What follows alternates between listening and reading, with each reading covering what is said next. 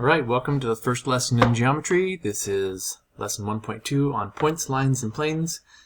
We're going to look at some pretty basic stuff in this lesson, and by the end you'll be able to understand some basic terms of geometry.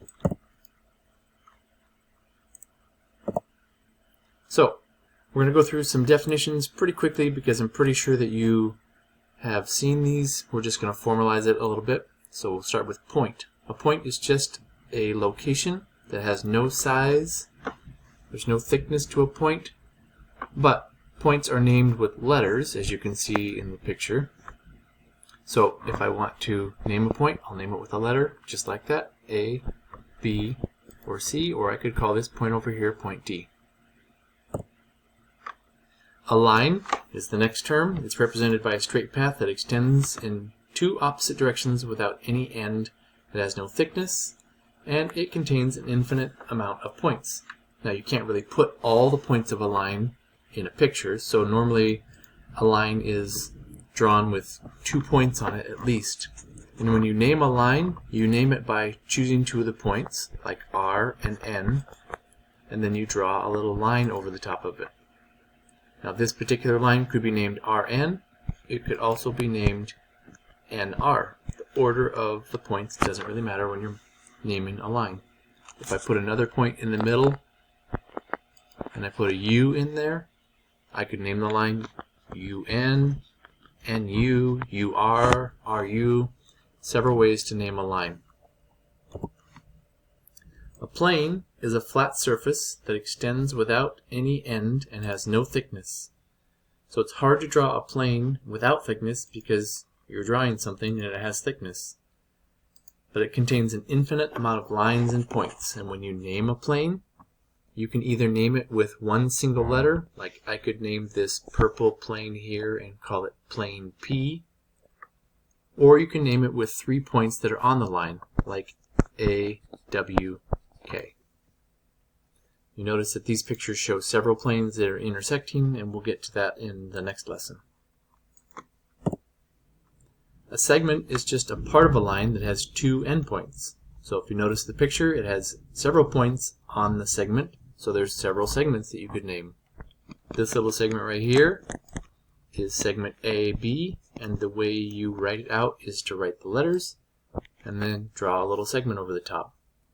Down here, this is segment CD. In the middle, this is segment BC. You could name the whole thing AD. There's several segments. I'm not going to go through all of them. A ray is just a part of a line. It's almost like half of a line because it has one endpoint and then goes on forever in one direction. So when you name a ray, you start with the endpoint, like E in this picture, and end with the other endpoint, and then draw a ray over the top of it. Just like that. Now, if I were to name this FE, that would not be correct because the endpoint that starts the ray is not F, so that doesn't work. You can't name them in opposite direction like the other ones.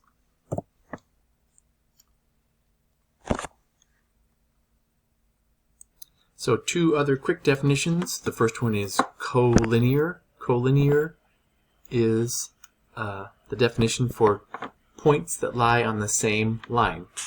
You can see the word linear in there, that's line. Collinear means that points lie on the same line. Points and lines in the same plane are called coplanar.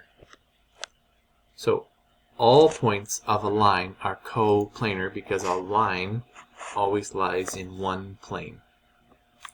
So taking a look at this problem, I'm just going to do a couple of examples with you, and then I will set you free to do the first assignment that's associated with this lesson. And here we go. We're just going to ignore this down here.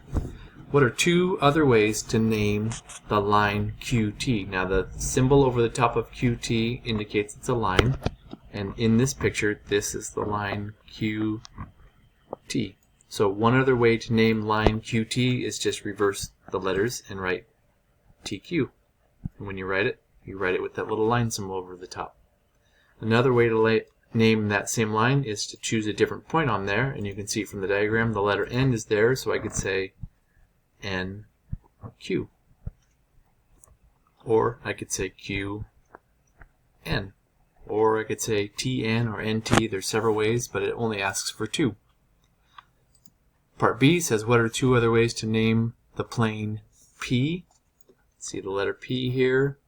This is the plane P, so to name it, I can just choose 3 points on there. R, Q, S. That's the plane RQS. Or I can choose a different point. V, R, Q, and so on. And then the last part says, what are the names of 3 collinear points? 3 collinear points are just 3 points that are on the same line. R, Q, and S, those are collinear on that line. And then the line that goes up and down, N, Q, T, those are also points that are collinear. Second part of that says, what are the names of 4 coplanar points? Coplanar means it's on the same plane, so 1, 2, 3, 4 different points on there. R, Q, S, and V, those are points that are coplanar. Pretty basic, pretty simple, and like I said, most of you have experience with points, lines, and planes. Now, if you take a ray that goes in one direction and use the same endpoint and make another ray going in the opposite direction, those two are called opposite rays